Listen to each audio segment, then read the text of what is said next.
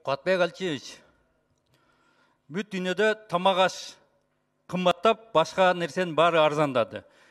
Нефти тем более. Бүт дүйнөдө нефти арзандады, бизде бензин ошол ойдон түшкөн жок. Жазгы талаа жумуштары башталып атат. Дизель азыр, бензин, соляркалар эмне үчүн бизде арзандабайт? Эмне үчүн буларды сиздер Газпром менен сүйлөшүүлөр жүргүзүп дүйнөлүк баага келтире албайсыңар?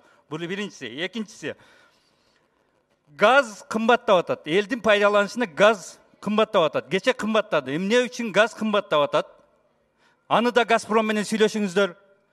Өзбекстандан $125 алат бир кубын.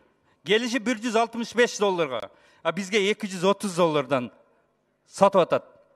Мейли пайдасын алып, эмне үчүн азыр күндө арзандатпай кымбаттатып атат? Бул экинчиси. Үчүнчүсү, Казакстан менен сүйлөшүү жүргүзүңүздөр. Унду запретин алсын.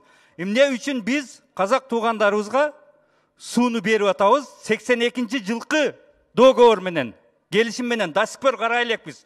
Кировтан суу кетип атат. Суу сактагычтан, таластан 92% кетет.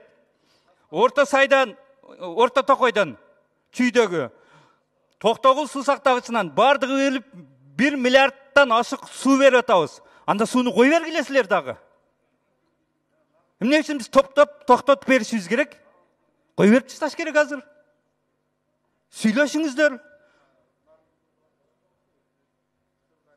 Ушул маселелерди өкмөт деңгээлинде чечишиңиздер керек. ЭЭПтин нормаларын эмне үчүн сактабай атат биздин партнерлор?